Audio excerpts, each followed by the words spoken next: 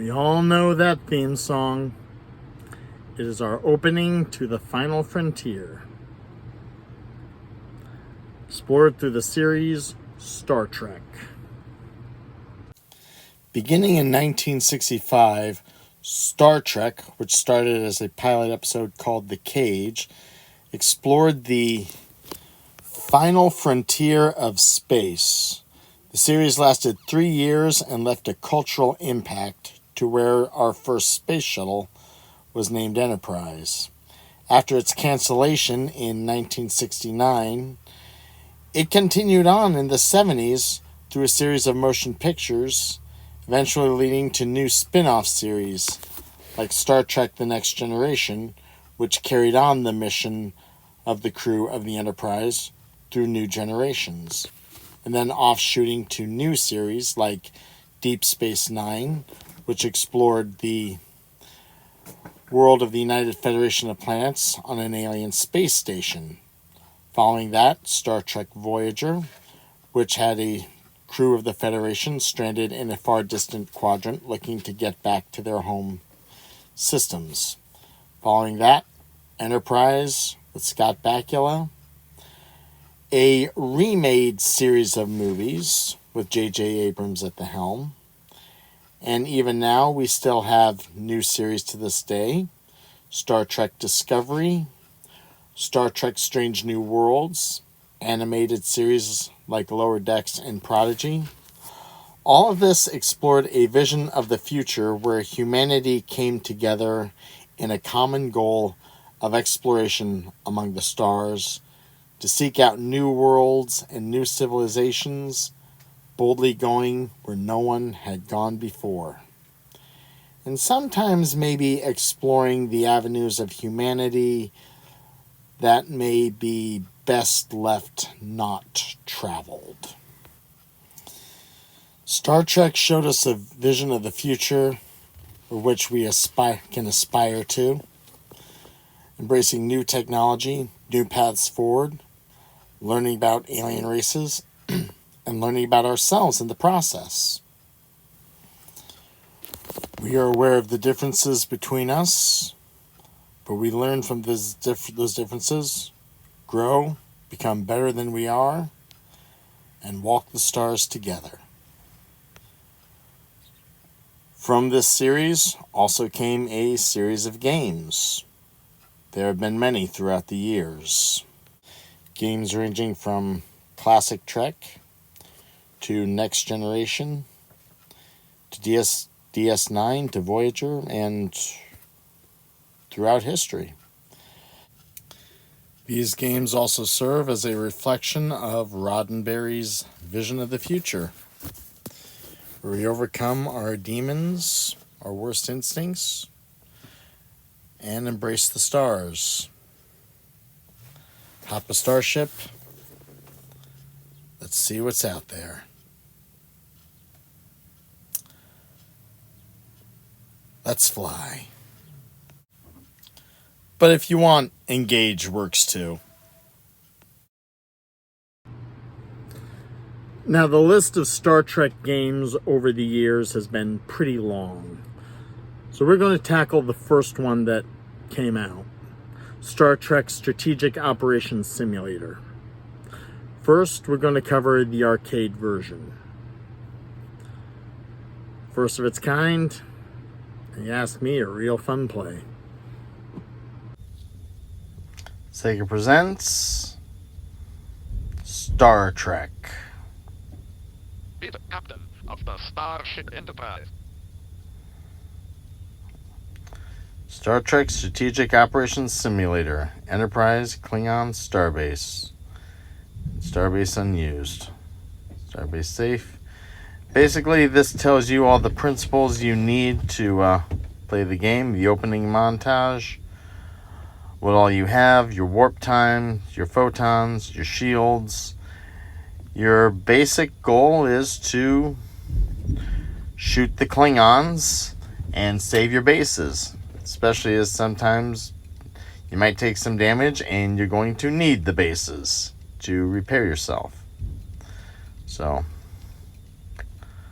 let's see. Starbase was destroyed and the bonus was lost. So this is a nice little montage showing what you're all supposed to do. You're supposed to save the bases, keep them from being destroyed. Your ship will take some damage. A lot of these you see will not appear on your actual gameplay, except when you're targeting the Klingon. Sector secured, and this gives you a basic idea of the game you're supposed to be playing. So, let's get to playing the game. As soon as I can get the credits up and running.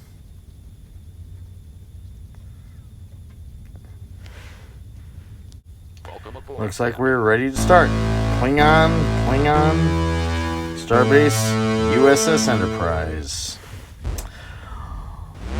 There are 3 types of art that stick out to me in terms of video game art.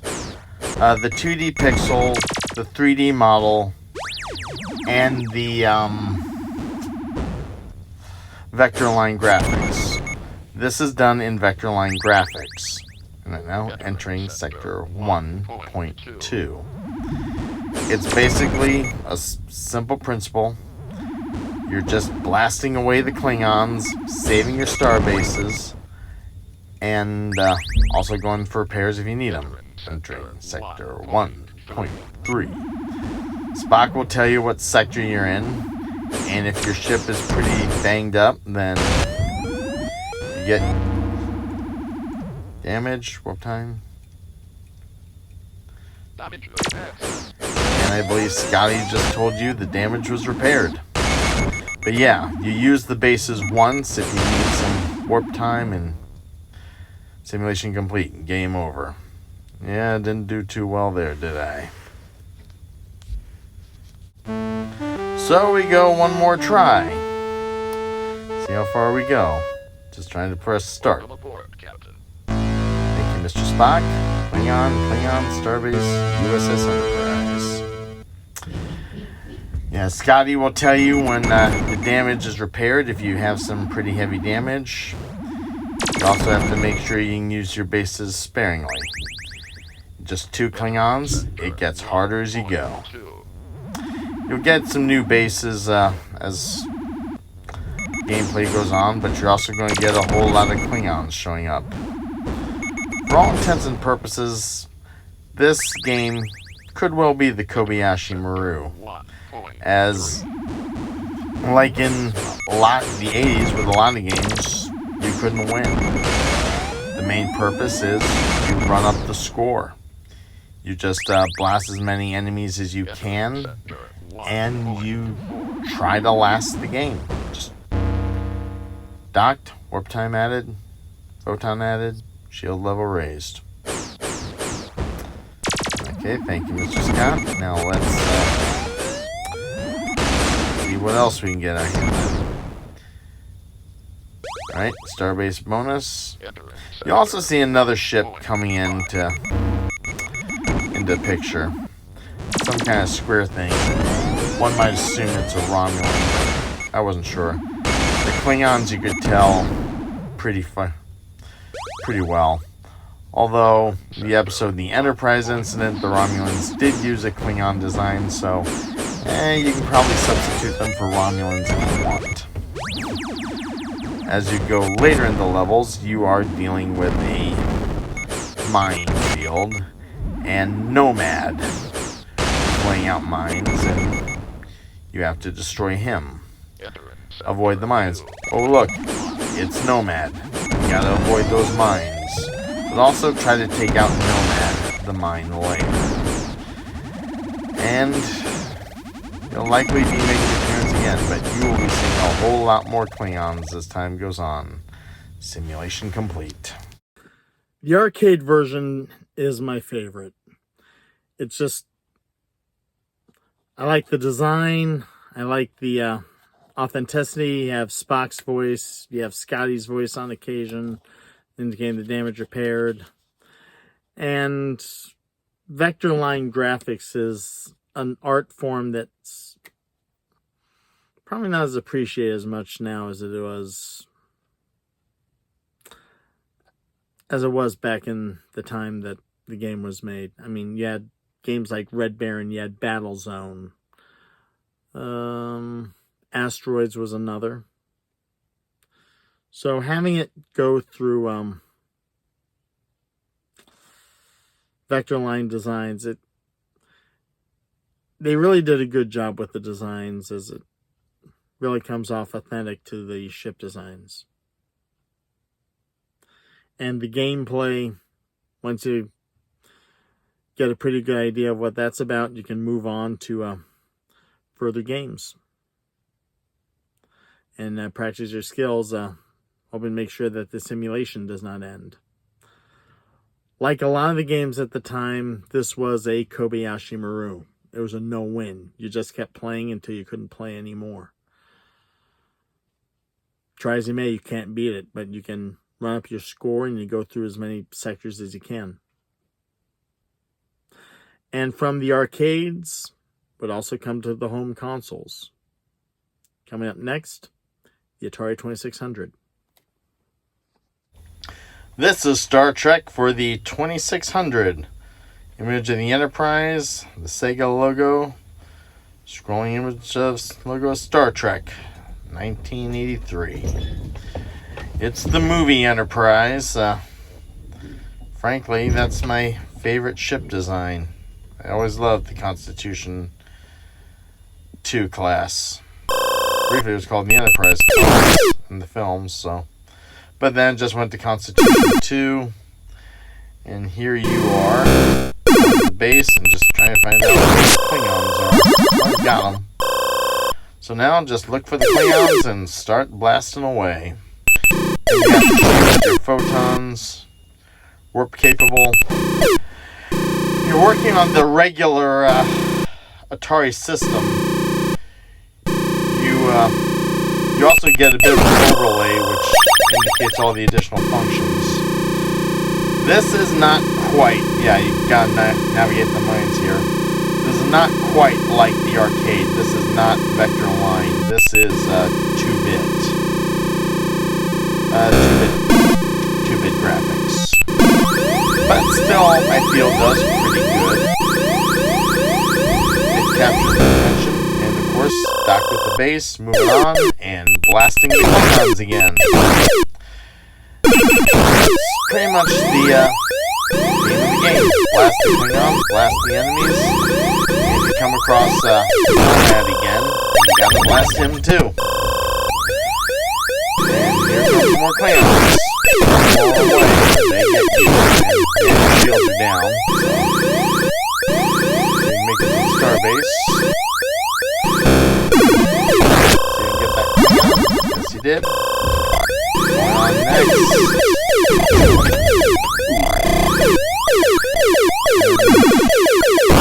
Mine layer. Just try to get at him. And get him. And no. Well, yeah, I guess I did. Alright. Get at that Klingon again. Right, Klingon. No. End game. The Atari 2600 was a good enough port. I mean, you could play it, but it was a little difficult to come up with a lot of the functions you needed to come up with. When you got the game, it often came up with an overlay you put on your joystick. It gave you different directions on where your ship and your functions would have gone. Since I played it with emulation, it still played pretty well. And I think I got some good mileage out of it. But one of the biggest strengths of Star Trek was its fans. It was the fans that have kept it going for decades now. When the series was originally canceled back in 1969, the fans campaigned to keep it going. And through time and circumstance, their efforts paid off. And we even hoped if that passion of fandom could extend to other properties, leading to other series revivals. One of them, Battlestar Galactica, with the efforts spearheaded by series star, not creator, but star, Richard Hatch. Around the 90s, series star Richard Hatch sought to create a new Battlestar Galactica series, which would continue the exploits of the crew of the Battlestar Galactica 20 yarns later. Some cast members would not be there, most notably Lauren Green, as he has since passed on, but the journey to Earth would continue. To that end, series star Richard Hatch would look to create a series of projects, starting off with a comic series from Maximum Press, then going to a series of novels, culminating into a trailer, which he called The Second Coming, that he would show to fans at conventions in hopes of generating support to show to Universal that there was in fact an audience hungry for new Battlestar Galactica content. It was hoped that he could get enough fan support together to possibly even equal that of Star Trek fans, especially as the success of Star Trek was in due partly to the fans themselves. Hatch's appeal to grassroots was infectious, as no one had gone to the lengths he had to revive a property. It was even hoped that he would possibly rival Star Trek in terms of fan support, even saying in an introduction to a graphic novel, "Look out, Star Trek, here we come." It was hoped to duplicate the success that Star Trek had with its fandom in reviving the property and maintaining its sustainability. In short, it was the promise of a new Trek, and we fans were on board for it. A promise that didn't quite meet up to expectations. The promise of a new Trek to recreate the fan energy that brought Star Trek to life, hopefully bring it to a new series. Richard Hatch made use of efforts that, to me at the time, were unheard of. I mean, you never heard of someone making a trailer with their own money, or getting a comic series off the ground to generate support, or even coming up with his own set of novels. Nor did you expect him to come down to the level of the fans themselves, talking with them one-on-one and listening to them. It seemed like our word was valuable and an input relevant. Until it wasn't, as I will get to later. One of the lines that I remember from Battlestar Galactica: "Because as you are now, we once were. As we are now, you may become." I'm going to openly say, Battlestar fans, whether they were a big fandom or a small fandom, however you look at it, we definitely wanted to be on par with Star Trek, and a lot of us felt we could have been.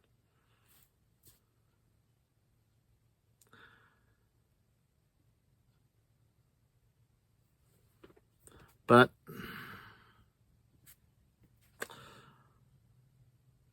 what happened, we'll get into in later videos. For right now, I want to discuss the last version of Star Trek on Strategic Operations Simulator on this list, a version for the 5200. Star Trek for the 5200. Looks like a good design. The Enterprise of the movie version again. And still pretty much the same. They're just blasting away the Klingons and trying to protect the star bases. The only thing is, these are more movie and series accurate. Going to the starbase, it looks honestly like the regular one station. And when you're blasting a Klingon ship, it looks like a Klingon ship. The mines still have their mine design. And just navigating through, trying to get to your base. Make it out of there. Blasting the Klingons away, trying to protect your base. And, okay, still blasting away. Put your shields are down. See, maybe you can get to Starbase. See if you can get another level. Yep, now let's see if we can get that Klingon. Sector secured, moving on. And as you move on, it still gets harder. And blasting. See if we can get to the Starbase again. Let's take out that Klingon. Or Romulan. They sometimes use the ship designs. Back to another round of the shields. And see if you can... Yep, got him. Moving on. The game moves... This one moves pretty quick once you know what all you're looking to do. Blasting the mines. Careful. And, yep, looks like another Nomad the mine layer. Simulation over. Game over. And final sector. The 5200 version had a lot of authenticity to it. The designs of the ship looked authentic. The Starbase looked like it was the regular one design out of the films. It definitely was an authentic design. The gameplay was pretty much the same as the 2600. It's still an enjoyable play. Again, like the 2600, you don't have the Star Trek voices, but the gameplay is still pretty spot on. There was also a version for the ColecoVision, which I will not get to at this current time, mostly because I have to prepare for next month. May the 4th be with you. And my discussion on Fandom, especially in regards to Battlestar, will continue in that video.